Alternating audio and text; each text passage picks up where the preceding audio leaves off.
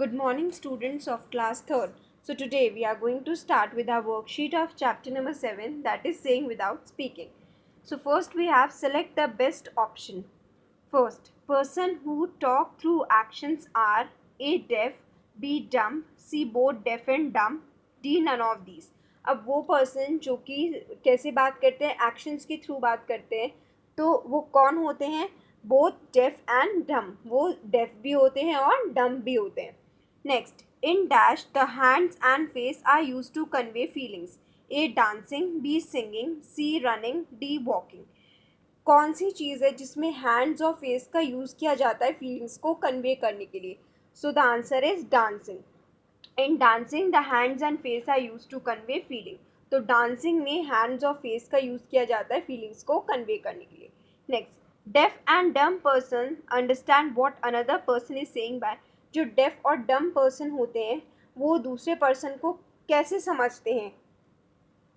A. Watching them, B. Listening to them, C. Speaking to them, D. Studying their lip movements.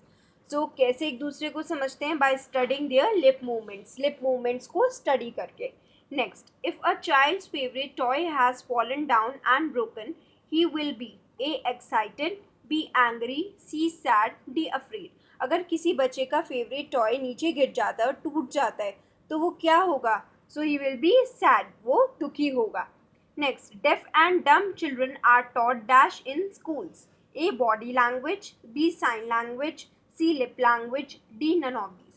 जो deaf और dumb बच्चे होते हैं उनको schools में कौन सी language पढ़ाई जाती है?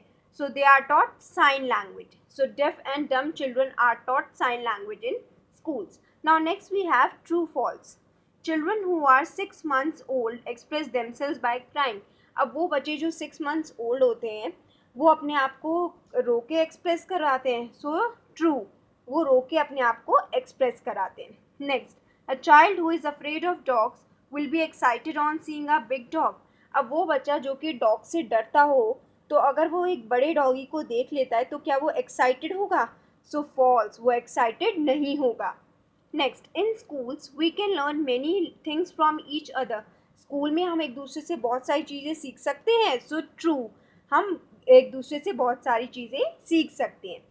Next, Julie's little sister was born just yesterday, she is very angry. अब जूली की जो छोटी सी बहन है वो जस्ट कल ही बॉर्न हुई है तो वो बहुत ज़्यादा गुस्सा है. सो फॉल्स, बल्कि उसे तो खुश होना चाहिए.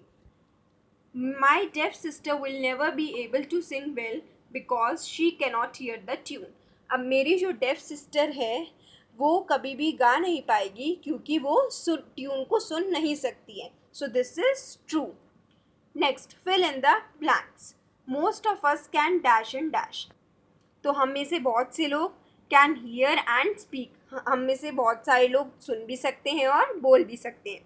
All of us can not dash everything well. अब so the answer is all of us can not do everything well. अब हर कोई हर चीज़ अच्छे से नहीं कर सकता है, किसी ना किसी चीज़ में तो मिस्टेक हो ही जाती है. Next, small children tell a lot through their dash and dash before they learn to speak. Small children जो है वो बहुत चीज़ें बताते हैं. किसके थ्रू? वो जब बोलने से पहले वो किस चीज़ के थ्रू बताते हैं? So through face and hands. So small children tell a lot through their face and hands before they learn to speak. In dance the feelings are conveyed through dash and dash. Dance में feelings किसके through convey की जाती हैं? So through mudras and bhavs. Next, Yamini's mother is dash with her because she broke the bottle of pickle. Yamini की जो mother हैं वो उससे क्या है? क्योंकि उसने क्या करा है, जो पिकल की बॉटल है वो तोड़ दी है. तो उसकी मदर क्या है? उससे एंग्री, गुस्सा है. Next we have question answer. Question number 1. In the poem, I have a sister, my sister cannot hear. What does the sister like to do? अब जो पोएम है I have a sister, my sister cannot hear, इसमें sister क्या करना अच्छा लगता है? So the answer, the sister like to play piano. Sister को पियानो प्ले करना अच्छा लगता है. Next question, how does her mother help her sister at home. Mother कैसे हेल्प करती हैं सिस्टर को घर पे? Now the answer, the mother helps the sister to learn lip reading at home. Mother कैसे हेल्प करती है सिस्टर को? वो लिप रीडिंग कराती हैं सिस्टर को घर पे. Next question is, in the poem What words spoken by the deaf sister are not understood by others? Poem में वो कौन से वर्ड्स हैं जो कि डेफ सिस्टर बोलती है और जो दूसरे लोग नहीं समझ पाते हैं? So the answer, words like sister, water, thumb are not understood by others. Words जैसे कि सिस्टर हो गया, वाटर हो गया, थंब हो गया, ये दूसरे लोग नहीं समझ पाते हैं. Now next question, how do we find out whether a person is sad, excited, happy or having some other feelings even when that person is not speaking?